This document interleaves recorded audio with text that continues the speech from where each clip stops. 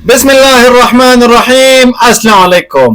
नाजरीन, पाकिस्तान एक तस्लीम शुदा एटमी कुव्वत है जिसके पास तकरीबन 170 एटमी वारहेड्स है जो मुल्की दिफा के लिए एक मजबूत दिफाई डाल फराहम करते हैं और इसी के साथ साथ पाकिस्तान अपनी दिफाई आलात का एक बहुत बड़ा हिस्सा खुद तैयार करता है। पाकिस्तान आर्मी नाजरीन खामोशी से एक ऐसी जंगी सलाहियत हासिल कर रही है जो मुस्तकबिल की जंगों का नक्शा पलट सकती है। मुस्तकबिल की जंगों में तोपखाने, रॉकेट फोर्स, सैटेलाइट्स, ड्रोन्स और मसनूई ज़हानत से जुड़ी फायर कंट्रोल टेक्नोलॉजी मिलकर एक ऐसा नेटवर्क बनाएंगे जहां हदफ देखने से लेकर उसे तबाह करने तक सिर्फ चंद लम्हे दरकार होंगे।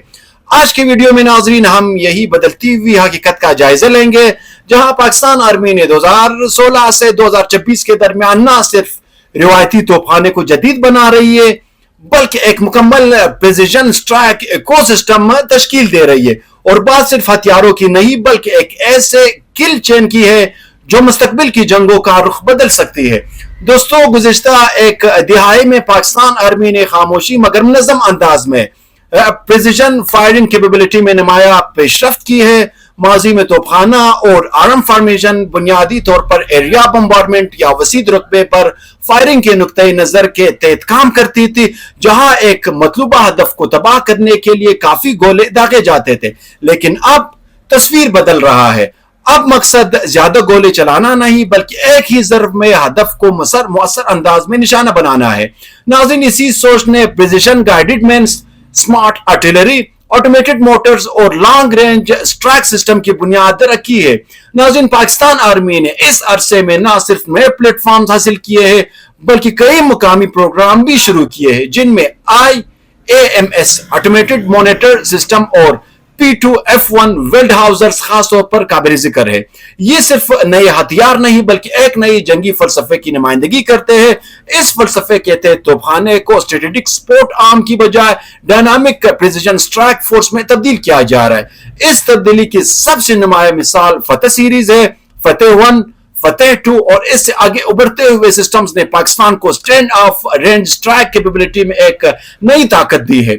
यही वजह है नाजरीन कि आर्मी रॉकेट फोर्स कमांड यानी ARFC का क़याम एक मामूली तंजीमी तब्दीली नहीं बल्कि एक डॉक्ट्रिनल इनकिलाब समझा जा रहा है। माजी में रॉकेट और मिसाइल एसेट्स मुख्तलिफ कमांड के महतहत थे मगर ARFC के क़याम ने इन तमाम स्ट्राइक एसेट्स को एक डिडक्टिक ढांचे में इकट्ठा किया है जिसका मकसद मजबूत लॉन्ग रेंज फायर्स को मुमकिन बनाना है। इसका क्या मतलब है? इसका मतलब यह है नाज़रीन कि अब मुस्तकबिल के मैदान जंग में पाकिस्तान आर्मी सिर्फ फ्रंट लाइन आर्टिलरी से नहीं बल्कि लेयर्ड स्ट्राइक आर्किटेक्चर से काम कर सकती है, जहां short range precision artillery, medium range rockets और लॉन्ग रेंज बैलिस्टिक या क्रूज मिसाइल एक दूसरे के साथ मरबूत होकर हदफ पर मुख्तलिफ सिमतों से जरब लगा सकते हैं। लेकिन प्रिसिजन स्ट्राइक सिर्फ मिसाइल या होल से नहीं बनती, असल ताकत हदफ देखने और सही वक्त पर स्ट्राइक करने में होती है। और यहां पर आता है I-STAR यानी इंटेलिजेंस, सर्विलेंस, टारगेट एक्विजिशन और रिकॉग्निशन। यही वो अंके हैं नाज़रीन और अहाता है जो पूरे किल चेन को जिंदा रखते हैं। पाकिस्तान ने हालिया बरसों में इस शोबे में हैरान कुछ सरमायाकारी की है। स्पार्को का HS1 hyper spectacled imaging satellite एक गैर मामूली पेशरफ्त है। हाइपर स्पेक्टिकल इमेजिंग रिवायती इलेक्ट्रो ऑप्टिकल इमेजरी से मुख्तलिफ होती है। ये सिर्फ तस्वीर नहीं लेती बल्कि अशिया के मटेरियल सिग्नेचर्स तक का सुराग लगा सकती है। फर्ज करें नाजरीन, दुश्मन केमोफोलिस के नीचे मिसाइल लॉन्चर छिपा रहा है तो हाइपर स्पेक्टिकल सेंसर बराह रास्त इस हालात में इसकी शिनाख्त कर सकता है। यह सलाहियत बैटलफील्ड अवेयरनेस में एक गेम चेंजर बन सकती है। इसी तरह PRSSO2 इलेक्ट्रो ऑप्टिकल सैटेलाइट ने हाई रेजोल्यूशन मुशाहिदे की सलाहियत में इजाफा किया है, जबकि PRSS1 synthetic aperture radar satellite बादल, धुंध या रात के वक्त भी निगरानी की सलाहियत को फराहम करता है। यही नहीं, इंटरफोमेट्रिक स्टार कंस्टेलेशन का मायना तो इससे भी ज्यादा दिलचस्प है क्योंकि यह जमीन के अंदर नाजरीन मामूली तब्दीलियों को भी पकड़ सकती है। मसलन जेर जमीन सरगर्मी, जमीन की सतह में तब्दीली या छुपी हुई नकलो हरकत। सादा अल्फाज में इसका मतलब यह कि यह टेक्नोलॉजी जमीन की सतह पर होने वाली छोटी से छोटी हरकत को भी देख सकती है, जिसे जेर जमीन हलचल, जमीन की सतह में तब्दीली या ऐसी नकलो हरकत जो आम नजर से छुपी रहती है। अब जरा तस्वर कर दें नाजरीन, ये सैटेलाइट अगर electronic sport images, electronic warfare systems या एयर डिफेंस रेडार्स और यूएवीएस के साथ जुड़ जाए तो क्या बनेगा? यह बनेगा एक मल्टी लेयर्ड सेंसर वेब, ऐसा सेंसर वेब जो दुश्मन की नकल हरकत, सिग्नल की इखराज, रेडार सरगर्मी और लॉजिस्टिक मराकज को मुसलसल ट्रैक कर सकता है। यही वो वर्जन है जिसके बारे में कहा जा रहा है कि 2030 तक पाकिस्तान खित्ते की मजबूत तरीन आई स्टार सेटअप में शामिल हो सकता है। मगर यहाँ एक अहम मसला सामने आता है, अगर सेंसर ने हदफ देख लिया मगर फायरिंग प्लेटफॉर्म तक डेटा पहुंचने में ताखिर हो जाए तो क्या होगा? तो इसका जवाब यह है नाज़रीन कि मैदान जंग अब बदल चुका है, दुश्मन बदल चुका होगा और टारगेट स्टील्स भी बदल चुका होता है। इस मसले को इंफॉर्मेशन फ्लो लेटेंसी कहा जाता है। जदीद जंग में यह ताखिर या लेटेंसी मौत और कामयाबी के दरमियान फर्क हो सकती है। अगर हदफ की शनाख्त से लेकर हमला करने तक 20 मिनट लगते हैं तो मुतहरिक हदफ गायब हो सकता है इतने वक्त में। अगर यही वक्त 2 मिनट या 30 सेकंड तक आ जाए तो तबाही का इम्कान ड्रामाई तौर पर बढ़ सकती है।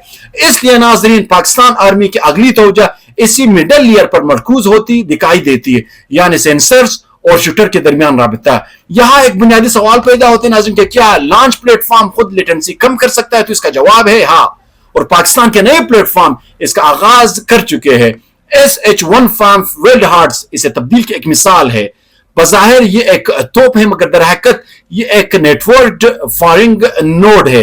इसका ऑटोमेटिक फायर कंट्रोल सिस्टम रवायती तरीके के मुकाबले में एक इनकलाबी कदम है। माजी में अमला नक्शों, मिनवल प्लाटिंग और इंसानी हिसाब किताब पर इन्हिसार करता था।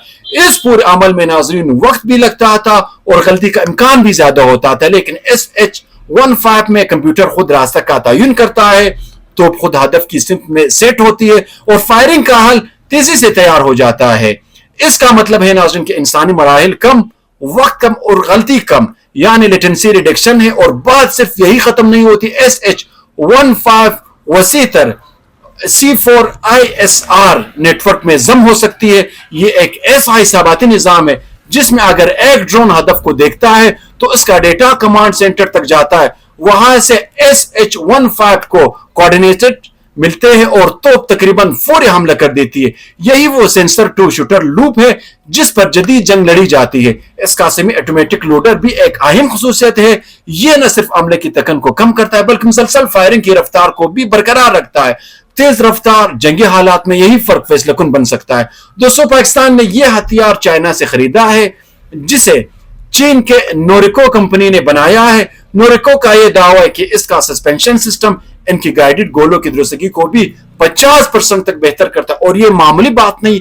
इसका मतलब है कि उसे सस्ते रिवायती गोले भी अभी अगर ज्यादा दुरुस्तगी के साथ कारामद होंगे, जिसे पैरा परसेप्शन स्ट्राइक कहा जाता है। यहाँ एक और बड़ी तस्वीर सामने आती है कि अगर पाकिस्तान आर्मी गाइडेड हथियारों के साथ साथ इन गाइडेड गोलों को कारकर्दगी भी बढ़ा रहे तो इसका यह मतलब है नाज़रीन कि वॉर इकोनॉमी पर भी तवज्जो है। महंगे प्रिसिशन गोले महदूद तादाद में होते, अगर सस्ते गोले बेहतर दुरुस्तगी से काम करे तो गोले बारूद का जखीरा महफूज रहता है। इस तनाजुर में रिट्रोफिट प्रिसिशन किट्स भी अहम होते हैं जिनके जरिए पुराने जखायर को स्मार्ट हथियारों में तब्दील किया जा सकता है। लेकिन यह बात सिर्फ तोपखाने तक महदूद नहीं है, पाकिस्तान आर्मी एविएशन भी इस पूरे नेटवर्क में शामिल हो रही है। अटैक हेलीकॉप्टर्स, मुसल्लह ड्रोन्स और लोटरिंग मिलिशियस मुस्तकबिल के स्ट्राइक मॉडल में अहम किरदार अदा कर सकती है। इस मजबूत निजाम के तहत नाज़रीन आर्टिलरी दुश्मन के एयर डिफेंस को दबाता है, सप्रेस करता है, ड्रोन मुताबिक अहदाफ का शिकार करते हैं और रॉकेट्स दूर बैठे मराकज पर जर्ब लगाते हैं। अब सवाल यह कि इस मिडल लेयर में और क्या सिस्टम दरकार होते हैं? इसमें दरकार होते हैं data links, battle field management systems, महफूज मवासिलात, आर्टिफिशियल इंटेलिजेंस की मदद से अहदाफ का फ्यूजन और रियल टाइम रिकेटिंग भी यही वो अनासिर है जो असल फर्क डालेंगे। जब सैटेलाइट, ड्रोन और रेडार का डेटा एक ही तस्वीर में बदल जाएगा तो कमांड को बिखरी हुई मालूमात नहीं बल्कि कार्रवाई के लिए तैयार इंटेलिजेंस मिलेगी। इसलिए नाज़रीन इलेक्ट्रॉनिक वॉरफेयर प्रोग्राम्स भी अहम है। ये सिर्फ जेमिंग नहीं बल्कि दुश्मन के सिग्नल को ट्रैक करके उसे हदफ में तब्दील करने का नाम है। पाकिस्तान की एयर डिफेंस मॉडर्नाइजेशन भी यही जुड़ती है, जहां जदीद रेडार सिर्फ खतरा नहीं देखते बल्कि निगरानी का काम भी करते हैं। ड्रोन्स की बात करें तो ये इसका किल चेन की अहम हिस्से है। ये न सिर्फ हमले करते हैं बल्कि अटैक के बाद ये भी बताते हैं कि हदफ तबाह हुआ है या नहीं।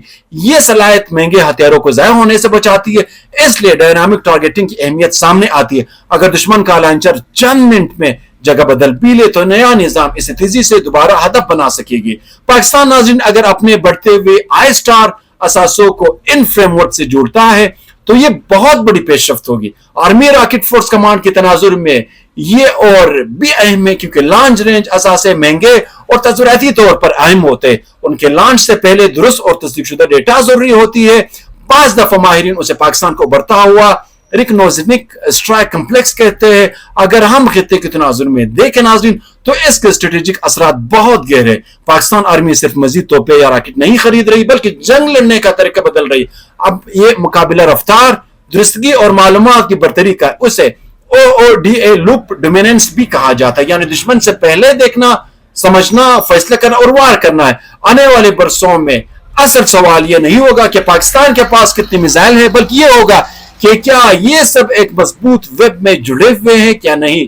अगर जवाब हाँ हुआ तो जनूबी एशिया में जमीनी जंग का चेहरा हमेशा के लिए बदल सकता है। यही वो खामोश इनकलाब है जो गोला बारूद, सैटेलाइट्स, ड्रोन्स, एल्गोरिथम और डिजिटल फायर कंट्रोल्स के मिलाप से बन रहा है। पाकिस्तान आर्मी की मौजूदा सिमत यही बताती है नाज़रीन कि मुस्तकबिल की जंग के लिए तैयारी सिर्फ हथियारों से नहीं बल्कि एक इंटेलिजेंट किल चेन से की जा रही।